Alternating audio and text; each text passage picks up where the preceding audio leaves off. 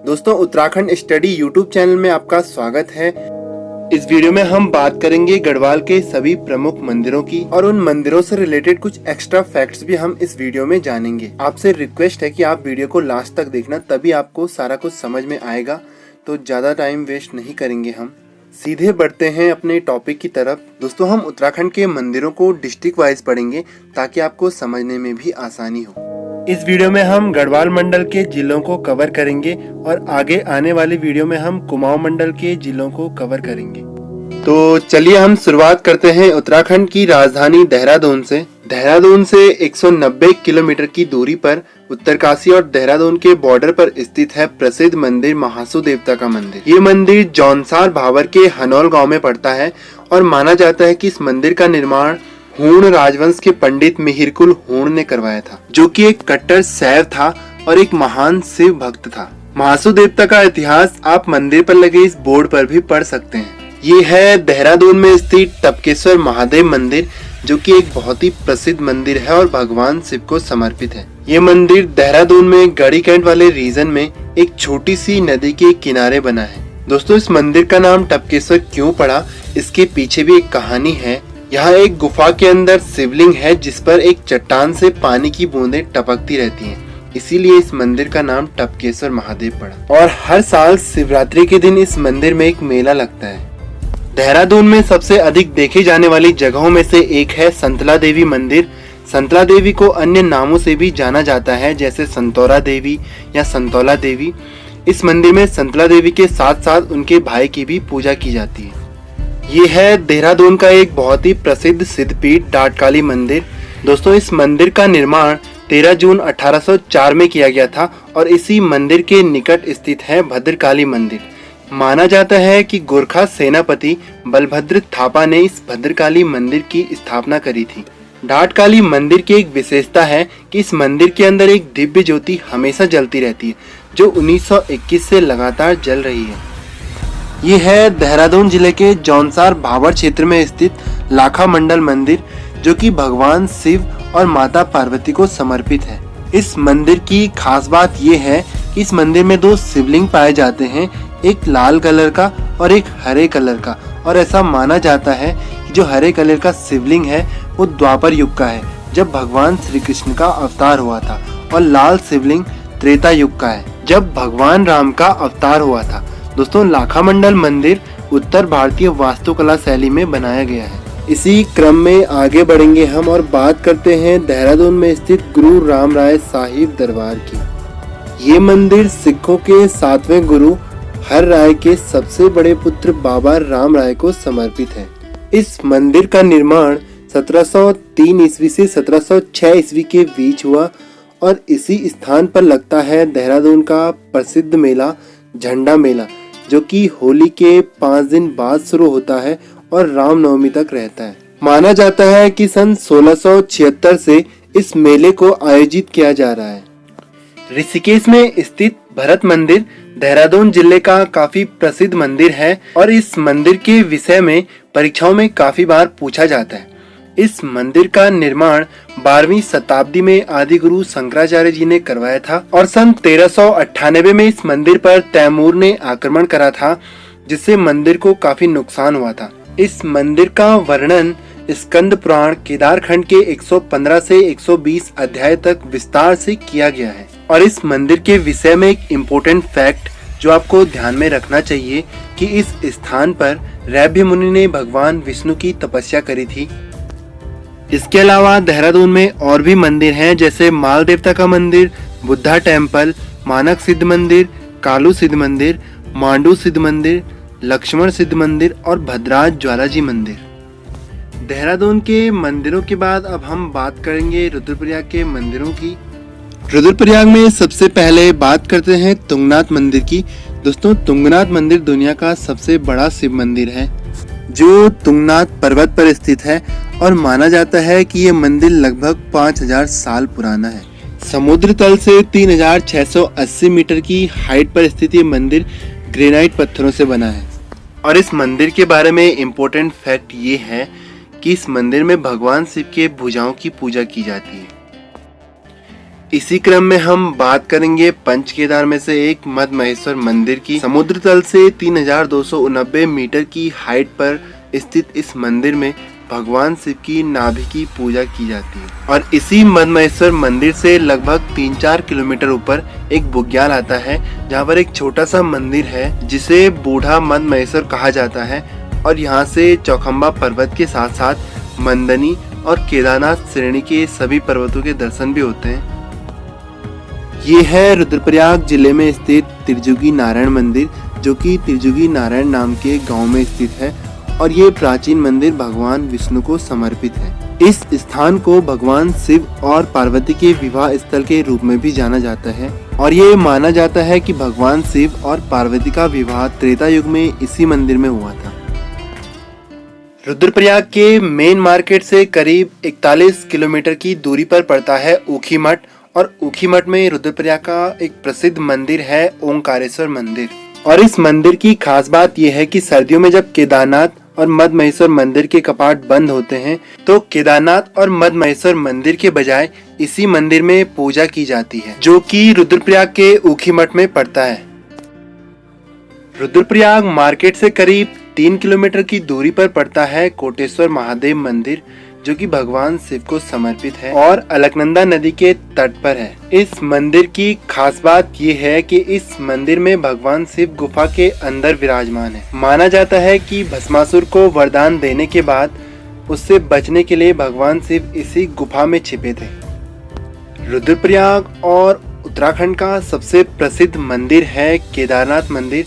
ये मंदिर पंच केदार में से एक माना जाता है। कत्यूरी शैली में बने इस केदारनाथ मंदिर को प्राकृतिक चट्टानों से तोड़कर लाए गए पत्थरों से बनाया गया है। और इस मंदिर के विषय में एक फैक्ट ये है कि केदारनाथ मंदिर में आने वाले पुजारियों को रावल कहा जाता है, जो कि दक्षिण भारत से आते हैं। केदारनाथ मंदिर के विषय में इतिहासकारों का मानना है कि पांडव वंश में पांडु के पौत्र महाराजा जन्मेजय द्वारा इस मंदिर को बनाया गया था, लेकिन बाद में आदिगुरु शंकराचार्य जी द्वारा मंदिर का जीर्णोद्धार करवाया गया था। रुद्रप्रयाग जिले में पोखरी मार्ग पर कनक चौरी गांव के पास 3050 मीटर की ऊंचाई पर एक पहाड़ी में स्थित है कार्तिक स्वामी मंदिर, जो कि भगवान शिव के बड़े पुत्र कार्तिकेय को समर्पित है, जिन्होंने अपने पिता के प्रति समर्पण के प्रमाण के रूप में अपनी हड्डियां भगवान शिव को भेंट कर दी थी। और आपको बता दें कि भगवान कार्तिकेय को दक्षिण भारत में कार्तिक मुरुगन स्वामी के रूप में पूजा जाता है। इन मंदिरों के अलावा रुद्रप्रयाग जिले में और भी मंदिर हैं, जैसे अगस्त मुनि मंदिर, कालीमठ मंदिर, कैलाश मंदिर और इंद्राणी मनसा देवी मंदिर। दोस्तों, आपकी जानकारी के लिए बता दें कि मनसा देवी का एक मंदिर हरिद्वार में भी है। यहाँ पे उस मंदिर की बात नहीं हो रही है। इंद्राणी मनसा देवी का ये मंदिर रुद्रप्रयाग जिले के कंडाली पट्टी गांव में है और इसे आदिगुरु शंकराचार्य जी के समय स्थापित किया गया था। रुद्रप्रयाग के बाद अब हम बात करेंगे टिहरी जिले के मंदिरों की। टिहरी जिले में चंद्रकूट पर्वत पर स्थित 8000 फीट की ऊंचाई पर चंद्रवदनी मंदिर है और इस मंदिर की स्थापना आदिगुरु शंकराचार्य जी द्वारा की गई थी। यहाँ पे आपको एक बात और बता दें कि प्राचीन ग्रंथों में भुवनेश्वरी सिद्धपीठ के नाम से चंद्रवदनी का उल्लेख है। आपको बता दें कि चंद्रवदनी मंदिर से सुरकंडा, केदारनाथ, बद्रीनाथ चोटी का बड़ा ही मनमोहक दृश्य दिखाई देता है। टिहरी जिले के पश्चिमी भाग में 2750 मीटर की हाइट पर है मां सुरकंडा देवी का मंदिर। ये मंदिर मसूरी चंबा मोटर मार्ग पर पर्यटन स्थल धनौल्टी से लगभग 8 किलोमीटर की दूरी पर और नरेंद्र नगर से लगभग 61 किलोमीटर की दूरी पर स्थित है। ये है उत्तराखंड के टिहरी जिले में स्थित धन सिंह रथी देवता का मंदिर। इनको ध्यानियों का देवता भी कहा जाता है। दोस्तों, ध्यानी उत्तराखंड में मायके पक्ष वाली लड़कियों को कहा जाता है और हर साल 7 गति बैसाख को यहाँ एक बहुत बड़ा मेला लगता है, जिसकी शुरुआत 1941 में हुई थी। ये मंदिर सेम नागराज का है, जो समुद्र तल से लगभग 2903 मीटर की हाइट पर मुखेम गांव से लगभग 2 किलोमीटर की दूरी पर है। और माना जाता है कि द्वारिका के डूबने के बाद भगवान श्री कृष्ण इसी जगह पर नागराज के रूप में प्रकट हुए थे। टिहरी जिले के देवप्रयाग में भागीरथी और अलकनंदा के संगम पर स्थित है राम मंदिर, जिसे रघुनाथ मंदिर भी बोला जाता है। और माना जाता है कि 8वीं शताब्दी में आदिगुरु शंकराचार्य जी द्वारा और गढ़वाल साम्राज्य द्वारा इस मंदिर को स्थापित किया गया था। पौराणिक कथाओं के अनुसार भगवान राम ने रावण को मारने के बाद ब्रह्म हत्या के श्राप से मुक्त होने के लिए इसी स्थान पर तपस्या करी थी। यहाँ पे आपको देवप्रयाग के बारे में एक तथ्य और बता दें कि देवप्रयाग में कौवे नहीं पाए जाते। ये क्वेश्चन आपकी परीक्षाओं में काफ़ी बार पूछा जाता है, तो आप ध्यान में रखेंगे। दोस्तों, इसी राम मंदिर के बिल्कुल बगल में स्थित है माँ अन्नपूर्णा का मंदिर, तो ये बात भी आपको ध्यान में रखनी है। ये है टिहरी जिले में स्थित नाग टिब्बा मंदिर, जो कि नाग देवता को समर्पित है और हर साल जून में धार्मिक और पर्यटन मेले का यहाँ आयोजन किया जाता है। नाग देवता का स्थान होने के कारण इस मंदिर का नाम नाग टिब्बा पड़ा। धार्मिक दृष्टि से टिहरी जिले का एक बहुत ही प्रसिद्ध धाम है बूढ़ा केदार मंदिर, जो कि बालगंगा और धर्मगंगा नदियों के संगम पर स्थित है। बूढ़ा केदार को पुराना केदार के नाम से भी जाना जाता है और ऐसा माना जाता है कि केदारनाथ की यात्रा बूढ़ा केदार की यात्रा के बिना अधूरी है। समुद्र तल से 1665 मीटर और नरेंद्र नगर से 13 किलोमीटर की हाइट पर है माँ कुंजापुरी देवी का मंदिर। इस मंदिर में दशहरे से पहले नवरात्रों के दौरान कुंजापुरी पर्यटन विकास मेले का आयोजन किया जाता है, जिसकी शुरुआत 1972 से हुई थी। इन मंदिरों के अतिरिक्त टिहरी जिले के प्रमुख मंदिर हैं लक्ष्मण मंदिर, रमण शक्तिपीठ और पावकी देवी मंदिर। टिहरी जिले के बाद अब हम बात करेंगे उत्तरकाशी जिले में स्थित मंदिरों की। उत्तरकाशी जिले का सबसे प्रसिद्ध मंदिर है गंगोत्री मंदिर, जो कि समुद्र तल से 3042 मीटर की हाइट पर है।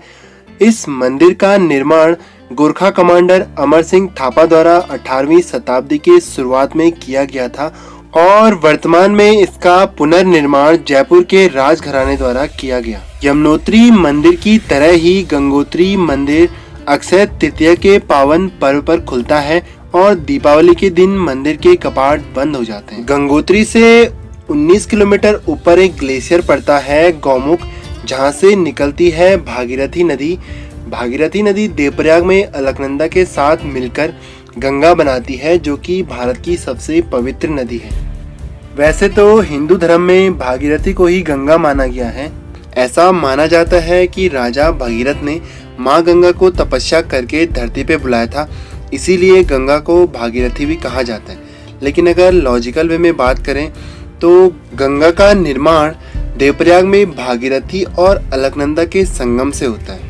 कई बार आपकी परीक्षाओं में पूछा भी जाता है, लेकिन अगर देवप्रयाग ऑप्शन में हो तो आप पहली प्रायोरिटी देवप्रयाग को ही देंगे। तो गंगोत्री मंदिर के बाद उत्तरकाशी जिले का सबसे प्रसिद्ध और सबसे प्राचीन मंदिर है विश्वनाथ मंदिर, जो कि भगवान शिव को समर्पित है और इस मंदिर का निर्माण भगवान परशुराम के द्वारा किया गया था।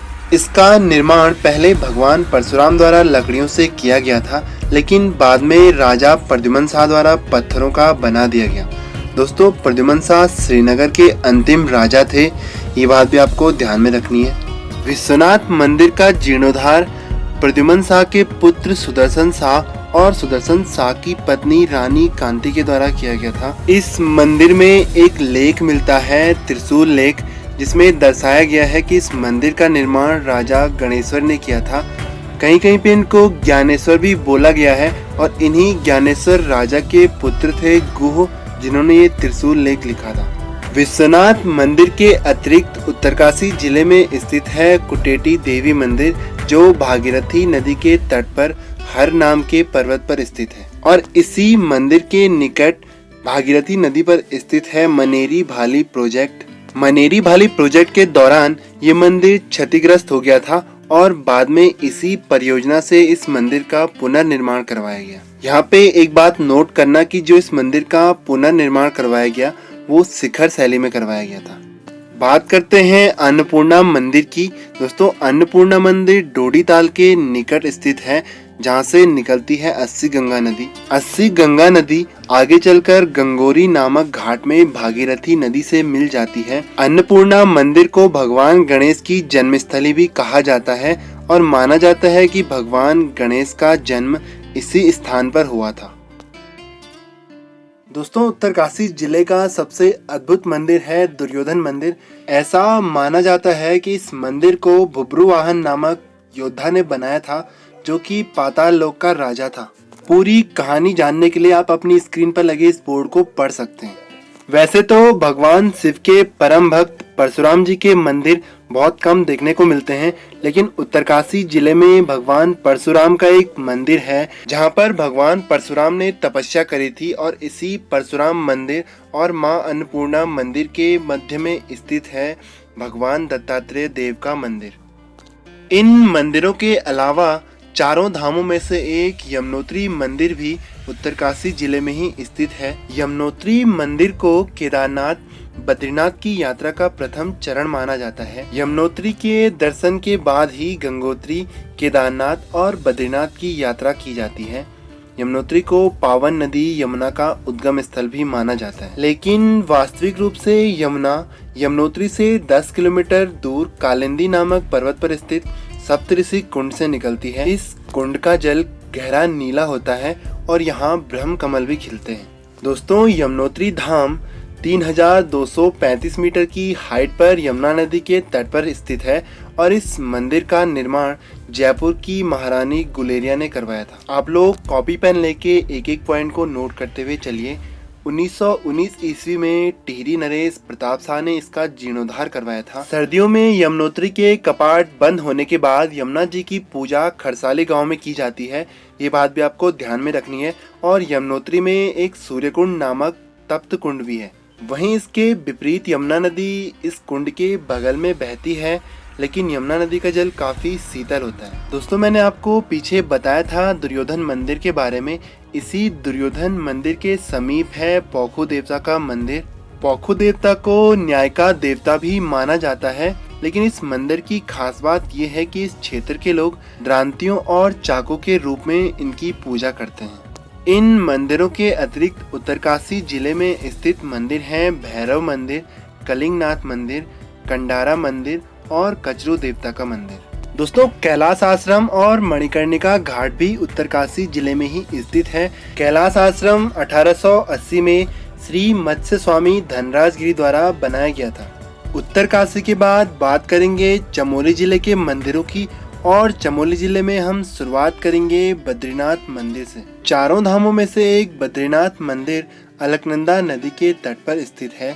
मैंने आपको महान हिमालय वाली वीडियो में बताया था कि बद्रीनाथ मंदिर नर पर्वत और नारायण पर्वत के बीच में स्थित है। अगर आपने वो वीडियो नहीं देखी तो डिस्क्रिप्शन में मैं उसका लिंक दे दूंगा, तो आप जाके देख लेना। बद्रीनाथ मंदिर समुद्र तल से 3133 मीटर की हाइट पर है और 9वीं शताब्दी में आदि गुरु शंकराचार्य जी ने बद्रीनाथ मंदिर की एक तीर्थ स्थल के रूप में नींव रखी थी और इसी बद्रीनाथ मंदिर के नाम पर परमार शासकों ने बोलांदा बद्री की उपाधि धारण करी थी। ये बात भी आपको ध्यान में रखनी है। बद्रीनाथ मंदिर से कुछ दूरी पर स्थित है एक तप्त कुंड, जहाँ से गर्म पानी निकलता है। बद्रीनाथ मंदिर समेत वृद्ध बद्री, आदि बद्री, योग ध्यान बद्री और श्री भविष्य बद्री, ये सभी पंच बद्री मंदिर चमोली जिले में ही स्थित हैं। चमोली जिले के जोशीमठ में एक मंदिर स्थित है नरसिंह देवता का मंदिर, जिसके बारे में मैंने आपको बुग्यालों वाली वीडियो में बताया था। उस वीडियो में मैंने आपको उत्तराखंड के सभी बुग्यालों के बारे में बताया था, तो आप जाके देख सकते हैं।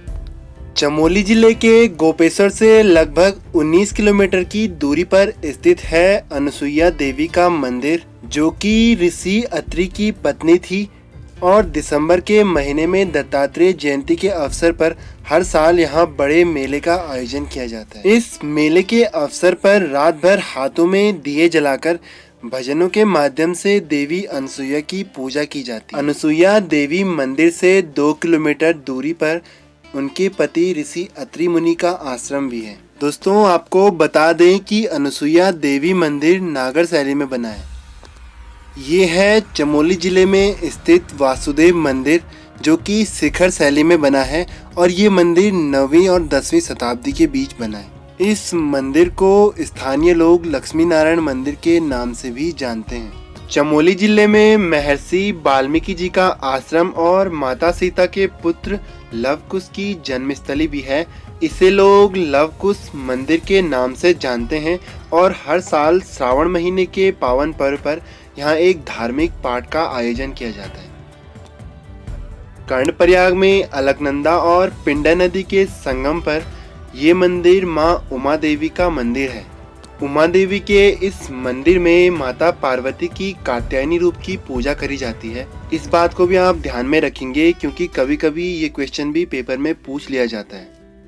उमा देवी मंदिर के अतिरिक्त चमोली जिले में स्थित है लाटू देवता का मंदिर। ये मंदिर नाग देवता को समर्पित है और इस मंदिर की खास बात ये है कि ये मंदिर साल में केवल एक बार खुलता है और उस समय केवल यहाँ के पुजारी आंख और मुंह में पट्टी बांधकर 80 फीट दूर से पूजा करते हैं। ऐसा करने के पीछे एक मान्यता है कि यहाँ स्वयं नाग देवता मणि के साथ विराजमान रहते हैं और उन्हें उनकी मणि के साथ कोई भी नहीं देख सकता है। ऐसा माना जाता है कि ऐसा करने से नुकसान होने का खतरा होता है।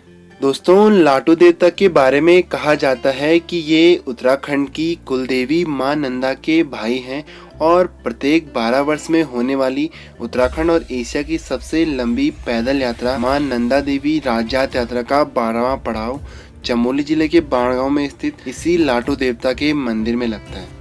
आपको बता दें कि मां नंदा देवी की अंतिम जात यात्रा 2014 में हुई थी और अगली जात यात्रा सन 2026 में होगी। चमोली जिले में एक मंदिर है बंसी नारायण मंदिर। इस मंदिर की खास बात यह है कि ये मंदिर सिर्फ रक्षाबंधन के दिन खुलता है। इस दिन कुंवारी और शादीशुदा लड़कियां भगवान बंसी नारायण जी को राखी बांधती हैं और उसके बाद सूरज ढलने के बाद इस मंदिर के कपाट एक साल के लिए फिर से बंद कर दिए जाते हैं। पंच केदार में से एक कल्पेश्वर मंदिर उत्तराखंड के प्रमुख धार्मिक स्थलों में से एक है। ये मंदिर उर्गम घाटी में समुद्र तल से 2134 मीटर की हाइट पर है और इस मंदिर में भगवान शिव के बालों की पूजा करी जाती है। ये है चमोली जिले में स्थित रुद्रनाथ मंदिर। ये मंदिर भी पंच केदार में से एक माना जाता है जो कि समुद्र तल से 2290 मीटर की हाइट पर है। रुद्रनाथ मंदिर में भगवान शंकर के मुख की पूजा करी जाती है और बाकी संपूर्ण शरीर की पूजा नेपाल की राजधानी काठमांडू के पशुपतिनाथ में करी जाती है। दोस्तों, रुद्रनाथ मंदिर से आपको नंदा देवी और त्रिशूल पर्वत के भव्य दर्शन हो जाएंगे, तो आप लोगों को कभी मौका मिले तो जरूर जाना। इसके अतिरिक्त रुद्रनाथ मंदिर में कई पवित्र कुंड हैं जैसे सूर्य कुंड, चंद्र कुंड, तारा कुंड और मन कुंड। और इस मंदिर के पास से बहती है रुद्र गंगा जिसे बैतरणी भी बोला गया है और इस नदी को मोक्ष की नदी भी कहा जाता है। यहाँ पे आपको एक बात और बता दें कि रुद्र गंगा नदी 19,000 फीट की ऊंचाई पर स्थित रुद्रगेरा ग्लेशियर से निकलती है और आगे चलकर गंगोत्री में भागीरथी नदी से मिल जाती है। इन मंदिरों के अलावा चमोली जिले के प्रमुख मंदिर हैं गौरी शंकर मंदिर, घंटाकर्ण मंदिर, विष्णु मंदिर, कालेश्वर का काल भैरव मंदिर, घड़ियाल देवता मंदिर और अंजनी माता मंदिर। मंदिरों के इसी क्रम में अब हम बात करेंगे पौड़ी जिले के मंदिरों की। पौड़ी जिले में सबसे पहले बात करते हैं श्रीनगर से लगभग 14 किलोमीटर की दूरी पर अलकनंदा नदी के बाएं तट पर स्थित धारी देवी मंदिर की। श्रीनगर जल विद्युत परियोजना के कारण इस मंदिर का नव निर्माण इसके प्राचीन स्थल से 21 मीटर की ऊंचाई पर किया गया। दोस्तों, श्रीनगर जल विद्युत परियोजना की बात करें तो ये परियोजना अलकनंदा नदी पर स्थित है और इसकी क्षमता 330 मेगावाट की है। इस बात को आप ध्यान में रखेंगे, आपकी परीक्षाओं में पूछा जा सकता है। सबसे पहले हम श्रीनगर के आसपास के मंदिरों को ही कवर करेंगे। श्रीनगर से 25 किलोमीटर की दूरी पर स्थित है देवलगढ़। दोस्तों ऐसा माना जाता है कि कांगड़ा के कोई उस समय के राजा थे जिनका नाम था देवल। उन्हीं ने इस शहर को बसाया और उन्हीं के नाम पे इस शहर का नाम पड़ा देवलगढ़। तो 1512 में चांदपुरगढ़ से देवलगढ़ अपनी राजधानी बनाई थी गढ़वाल के शासक अजय पाल ने, और बाद में 1517 में देवलगढ़ से अपनी राजधानी शिफ्ट कर दी थी श्रीनगर, जो कि यहाँ से 25 किलोमीटर की दूरी पर है। तो चलिए बात करते हैं अब देवलगढ़ में स्थित मंदिरों और मठों की। तो दोस्तों देवलगढ़ में स्थित है एक स्मारक सोम का भांडा, जिसे प्राचीन समय के राजाओं द्वारा बनाया गया था। और इस स्मारक की खास बात पता क्या है?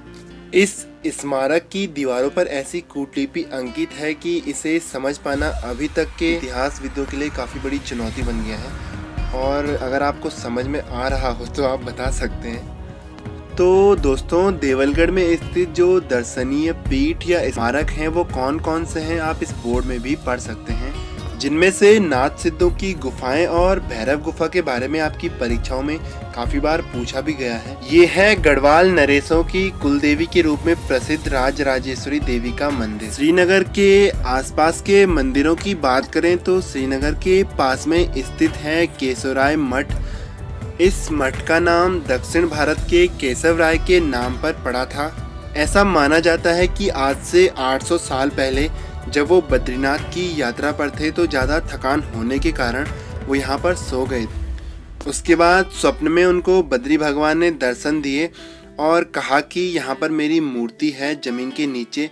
उसी मूर्ति को केशव राय ने यहाँ पे स्थापित करा था। इसके अलावा श्रीनगर शहर से 3 किलोमीटर की दूरी पर स्थित है शंकर मठ। ऐसा माना जाता है कि आदि गुरु शंकराचार्य जी द्वारा शंकर मठ का निर्माण कराया गया था। श्रीनगर में स्थित है यहाँ का प्रसिद्ध मंदिर कमलेश्वर महादेव मंदिर, और इस मंदिर के बारे में ऐसी मान्यता है कि यहाँ पर भगवान राम ने भगवान शिव की 1000 कमल पुष्पों से उपासना करी थी, और बाद में एक फूल कम होने की वजह से उन्होंने अपनी एक आंख भगवान शिव को भेंट कर दी थी। इस मंदिर के बारे में ये माना जाता है कि बैकुंठ चतुर्दशी की रात को जो दंपति हाथ में घी के दिए जलाकर रात भर खड़े रहते हैं उनको संतान की प्राप्ति होती है। इसलिए इस मंदिर को पुत्रदाता के रूप में भी जाना जाता है। श्रीनगर से लगभग 30 किलोमीटर की दूरी पर स्थित है पौड़ी शहर, जो कंडोलिया पहाड़ी पर बसा है। आपको बता दें कि आज़ादी के बाद 1969 में पौड़ी को गढ़वाल मंडल का मुख्यालय बना दिया गया था, और इसी पौड़ी शहर में स्थित है प्रसिद्ध मंदिर कंडोलिया महादेव का मंदिर। पौड़ी से लगभग 34 किलोमीटर की दूरी पर स्थित पौड़ी कोटद्वार मोटर मार्ग पर पश्चिमी नया नदी के तट पर स्थित है माँ ज्वाल्पा देवी का शक्तिपीठ। ये मंदिर माँ दुर्गा को समर्पित है और इनको ज्वाल्या या दीप ज्वालेश्वरी के नाम से भी जाना जाता है। पौड़ी और चमोली के बॉर्डर में पौड़ी जिले में स्थित दूधातोली श्रेणी में स्थित है विंसर महादेव का मंदिर। दोस्तों तालेश्वर दान पात्रों में इनको वीरणेश्वर स्वामी भी कहा गया है, और हर साल कार्तिक मास की पूर्णिमा को यहाँ एक बड़े मेले का आयोजन किया जाता है।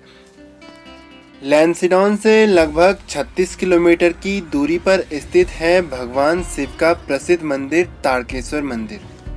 दोस्तों ऋषिकेश में मुनि की रेती के समीप पौड़ी जिले के बॉर्डर के अंदर आता है स्वर्गाश्रम, और इसी स्वर्गाश्रम वाली पहाड़ी पर स्थित है नीलकंठ महादेव मंदिर। इस मंदिर का नाम नीलकंठ क्यों पड़ा, इसके पीछे की मान्यता ये है कि समुद्र मंथन के समय भगवान शिव ने इसी स्थान पर विष का पान किया था और उस विष को अपने कंठ में धारण किया था, जिसकी वजह से उनका कंठ नीला पड़ गया था। इसी कारण इस मंदिर का नाम नीलकंठ रखा गया। पौड़ी जिले के मेन मार्केट से लगभग 2-2.5 किलोमीटर की दूरी पर स्थित है भगवान शिव का पौराणिक मंदिर क्यूंकालेश्वर मंदिर। स्थानीय लोग इसे किंकलेश्वर या कंकालेश्वर के नाम से भी जानते हैं। 2200 मीटर की ऊंचाई पर स्थित ये मंदिर आदि गुरु शंकराचार्य जी द्वारा अपनी गढ़वाल यात्रा के दौरान 8वीं शताब्दी में बनाया गया था, और स्कंद पुराण के केदारखंड के अनुसार ये कीनास पर्वत पर निवास करता है। लैंसिडॉन से लगभग 17 किलोमीटर की दूरी पर स्थित है राजखील गांव की पहाड़ियों पर भैरवनाथ का मंदिर, जिसे भैरवगढ़ी के नाम से भी जाना जाता है। दोस्तों आपको बता दें कि इस मंदिर में मंडवे के आटे को प्रसाद के रूप में चढ़ाया जाता है। भैरवगढ़ गढ़वाल के 52 गढ़ों में एक था और इसे लंगूरगढ़ के नाम से जाना जाता था। 1791 तक लंगूरगढ़ एक शक्तिशाली किला था और माना जाता है कि इस किले पर कब्जा करने के लिए गोरखा सेना ने लगभग 2 साल तक संघर्ष करा था और आखिर में वो इस लड़ाई को हार गए थे। कहा जाता है कि गोरखाओं ने युद्ध के दौरान भैरवनाथ की शक्ति को महसूस करा था। पौड़ी जिले में कोटद्वार के समीप स्थित है प्रसिद्ध मंदिर सिद्धबली मंदिर, जो कि हनुमान जी को समर्पित है। इस मंदिर का जिक्र स्कंद पुराण में भी है। कहा जाता है कि गुरु गोरखनाथ ने यहाँ तपस्या करी थी और ऐसी भी मान्यता है कि बजरंगबली इसी रास्ते से संजीवनी बूटी लाने गए थे। ये है पौड़ी जिले के खिरसू ब्लॉक में स्थित मां बुंखाल कालिका का प्रसिद्ध मंदिर और हर साल नवंबर-दिसंबर में इस मंदिर में एक बड़े मेले का आयोजन किया जाता है। तो पौड़ी जिले के सभी प्रसिद्ध मंदिर यहाँ पर समाप्त होते हैं और अब हम बात करेंगे हरिद्वार के प्रमुख मंदिरों की। दोस्तों ये है हरिद्वार में स्थित मनसा देवी मंदिर। मनसा देवी मंदिर हरिद्वार के प्रमुख मंदिरों में से एक है और ये मंदिर बिलवा पर्वत पर स्थित है। दोस्तों ये है हरिद्वार में स्थित चंडी देवी मंदिर। ये मंदिर माता चंडी को समर्पित है और नील पर्वत पर ये मंदिर स्थित है। बात करेंगे हरिद्वार के फेमस मंदिर भारत माता मंदिर की। दोस्तों ये मंदिर भारत माता को समर्पित है, जो मदर इंडिया के नाम से प्रसिद्ध है। भारत माता मंदिर का निर्माण धार्मिक गुरु स्वामी सत्यमित्रानंद जी की तस्वीर के द्वारा किया गया था और साल 1983 में इस मंदिर का उद्घाटन साक्षी गांधी जी के द्वारा किया गया, जो कि एक तीर्थ यात्री थी। हरिद्वार जिले में स्थित ये मंदिर है दक्ष महादेव का मंदिर, जो कि भगवान शंकर को समर्पित है और इस मंदिर का निर्माण साल 1810 में रानी धनकौर द्वारा किया गया था। साल 1962 में इस मंदिर का पुनर्निर्माण किया गया। पौराणिक कथा के अनुसार माता सती के पिता राजा दक्ष ने इसी स्थान पर यज्ञ करा था, इसी कारण इस मंदिर का नाम दक्ष महादेव मंदिर पड़ा। हरिद्वार में पहाड़ी क्षेत्र में जंगल के बीच घिरा हुआ ये मंदिर है बिल्केश्वर महादेव का मंदिर, जो एक छोटा सा मंदिर है और ये मंदिर बिल्व पर्वत पर स्थित है। ये हरिद्वार में स्थित माया देवी मंदिर है, जो 52 शक्तिपीठों में से एक है और ये मंदिर माता सती को समर्पित है। दोस्तों नीलेश्वर महादेव मंदिर हरिद्वार में श्रद्धालुओं के आकर्षण का बहुत बड़ा केंद्र है और इस मंदिर का उल्लेख शिव महापुराण में भी मिलता है।